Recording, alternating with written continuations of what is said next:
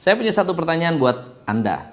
Pernahkah Anda bertanya-tanya, kenapa ada suku-suku tertentu memiliki kemakmuran yang lebih daripada suku-suku lainnya? Contohnya misalnya, ada orang bilang orang Padang pinter dagang. Ada yang bilang orang Tionghoa memiliki kemampuan untuk mengumpulkan kemakmuran yang lebih daripada orang pada umumnya. Atau bahkan ada orang Bugis di Kalimantan itu sangat-sangat banyak dan memiliki bisnis yang maju dan sukses. Nah, hari ini saya mendapatkan pertanyaan yang cukup bagus. Pertanyaannya sederhana. Kenapa orang Cina kaya dan sukses? Gitu. Ini bahasanya ya. Tapi yang dimaksud adalah mengapa bangsa-bangsa Tionghoa atau suku-suku etnis Cina itu memiliki kemampuan untuk menjadi lebih kaya daripada yang Anda bisa lihat. Mungkin sifatnya generalisasi. Kalau menurut saya ini sifatnya generalisasi. Kenapa? Karena ada juga banyak orang-orang Tionghoa yang miskin, ada banyak ya. Tapi yang kaya juga banyak. Yang kaya lebih terlihat, bukannya lebih banyak, tapi lebih terlihat. Pertanyaannya adalah apa yang bisa kita pelajari dari mereka? Nah, saya ada 7 pembelajaran yang menurut saya sangat luar biasa karena saya mendengar dan mendapatkan pelajaran ini dari salah satu sahabat saya. Jadi di waktu SD, saya punya seorang sahabat yang bisa dikatakan memiliki keluarga yang cukup sukses, kaya, makmur, tapi sangat-sangat humble, sangat-sangat sederhana. Nah, kebetulan beliau adalah sahabat saya, sering main bareng, saya sering main di rumah beliau, saya sering pergi, dan ada banyak sekali hal-hal yang menurut saya cukup menarik yang boleh kita sharing hari ini. Ini adalah 7 prinsip bisnis orang Cina. Prinsip yang pertama. Prinsip yang pertama adalah kerja keras. Saya tidak pernah menemukan bahwa ada orang merekomendasikan bahwa kerja keras itu nggak perlu.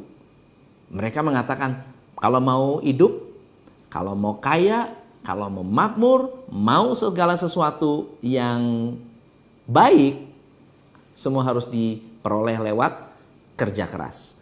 Anda bisa lihat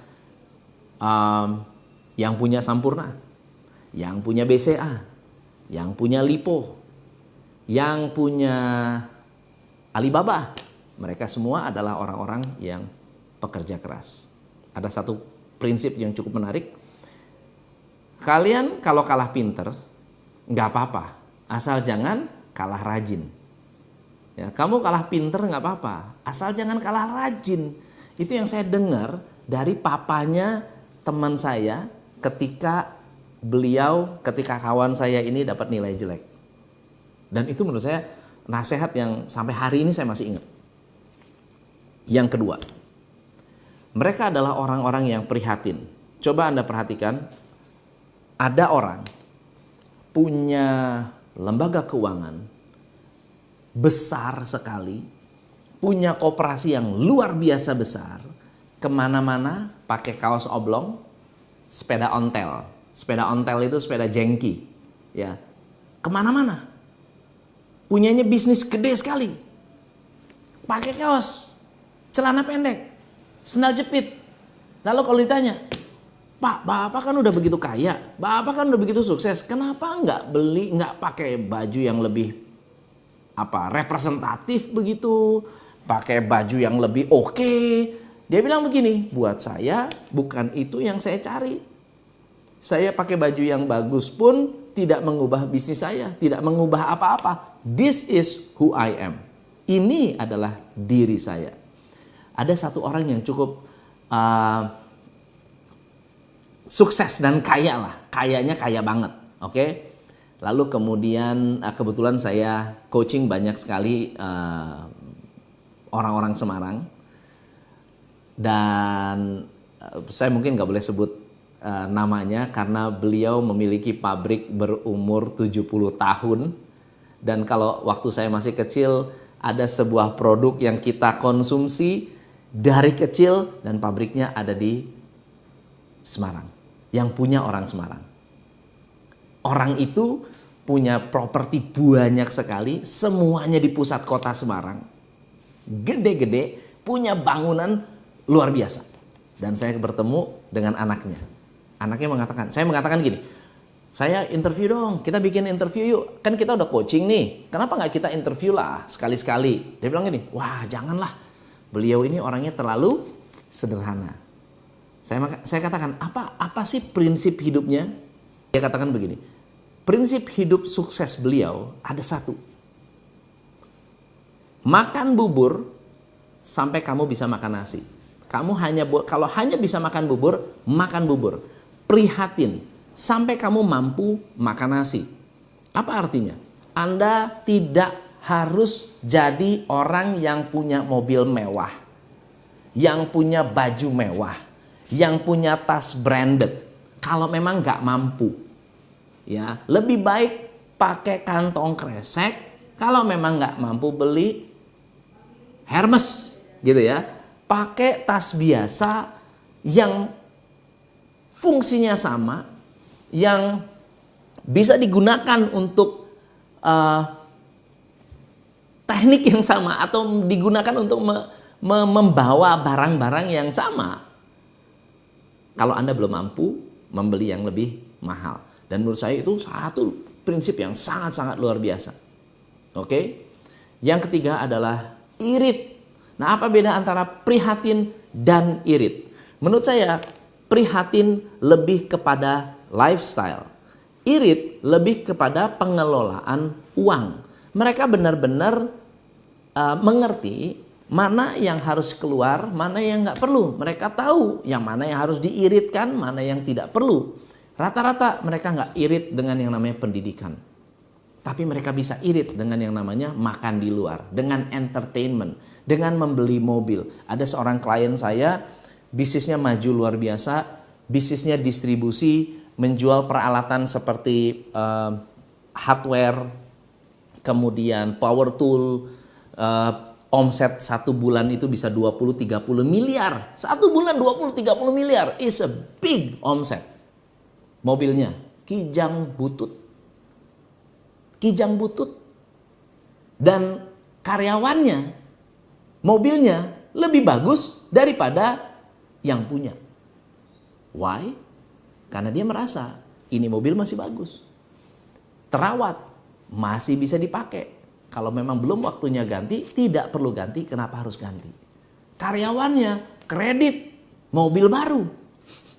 Tapi kekayaannya tidak sekaya business owner ini.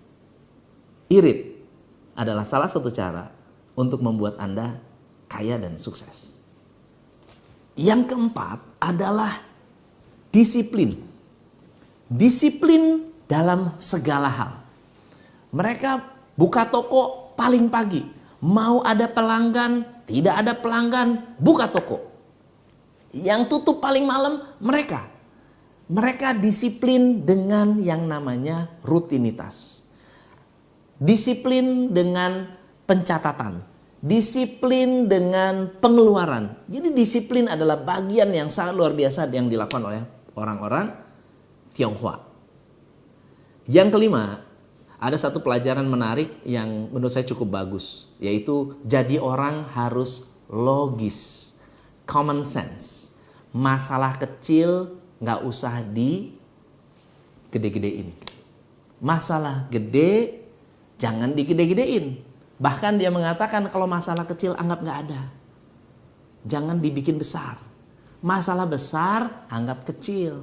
Kenapa? Kalau masalah kecil dibesar-besarkan, kita nggak bisa fokus pada masalah yang lebih besar lagi.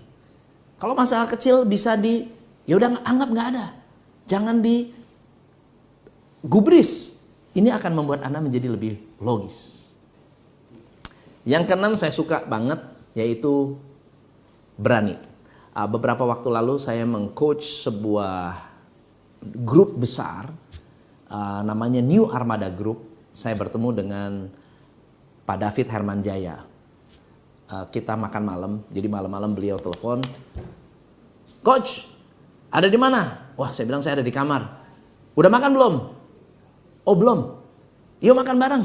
Akhirnya kita turun, kita makan. Kita makan di hotel beliau di Grand Artos. Saya ngobrol tentang bisnis, ngobrol tentang ini dan itu dan itu dan seterusnya dan seterusnya. Lalu ada satu hal yang saya katakan, "Pak, apa sih yang membuat Bapak punya bisnis begitu banyak dan besar?"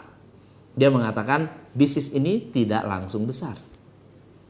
Bisnis ini semua mulai dari kecil." Lalu istrinya mengatakan, "Pak Lim ini kalau bangun sesuatu, kalau buka bisnis itu dirawat, dijaga untuk suatu hari bisa menghasilkan. Dan semua start dari kecil, semua start dari yang istilahnya kecil." Tapi saya katakan, apa yang membuat Pak David mau mengembangkan bisnis begitu banyak? Dia mengatakan gini, berani aja. So prinsip yang keenam, berani aja. Bukan hanya berani lalu ditinggal, tapi berani buka bisnis lalu dirawat, diperhatikan, dijaga, diawasi, dikontrol, dikendalikan. Itu yang akan membuat bisnis kamu berkembang suatu hari. Dan menurut saya, I cannot agree more. Benar-benar saya setuju. Ya, next time saya bisa upload videonya, video interview saya dengan beliau. Ada beberapa video yang saya coaching di New Armada Group. Anda bisa lihat di YouTube channel saya. Yang ketujuh adalah jangan sombong. Kalau tadi saya tanya, mau nggak diinterview? Nggak deh. Tahu nggak kenapa? Karena mereka nggak mau terlihat sombong, nggak mau kelihatan, nggak mau menonjol. Karena dia mengatakan begini, kesombongan mendahului kejatuhan. Orang yang sombong nggak lama jatuh. Orang yang belagu nggak lama akan ditinggalkan orang. Orang yang sombong akan kehilangan banyak. Dan orang yang rendah hati lebih disukai. Nah, banyak orang yang hebat di luar sana memiliki kerendahan hati, sangat open mind, sangat mau belajar, dan mereka bukan orang-orang yang selalu mengatakan, gue udah tahu, saya udah ngerti. Justru yang susah, yang kayak begitu. Orang-orang yang susah, orang-orang yang punya mental miskin, dikasih kesempatan selalu bilangnya, mana bisa, nggak mungkin, susah, bla bla bla. Mereka berani, coba. Rawat, walaupun kecil, ya sabar. Semua itu harus ada momentumnya, semua ada timingnya. Ada bisnis-bisnis yang dulunya kecil, pada saat timingnya jadi gede, dia akan besar kok. Begitu. Ada bisnis-bisnis yang dulunya gede, yang sekarang jadi kecil, ada juga. Ada bisnis-bisnis yang ditutup, ada juga. Tetapi semua berproses. Semua butuh keprihatinan, semua butuh kedisiplinan, semua butuh kerja keras. Jadi 7 prinsip ini menurut saya sangat luar biasa karena saya sendiri belajar dari orang-orang dekat, orang-orang yang saya ketemui, klien-klien saya, orang-orang yang sudah berumur 60 tahun, 70 tahun dan mereka masih mau datang dan membuka pikiran mereka untuk belajar. So excited sekali untuk Anda juga bisa belajar dari video ini. Kalau Anda suka, like, subscribe, share, and comment.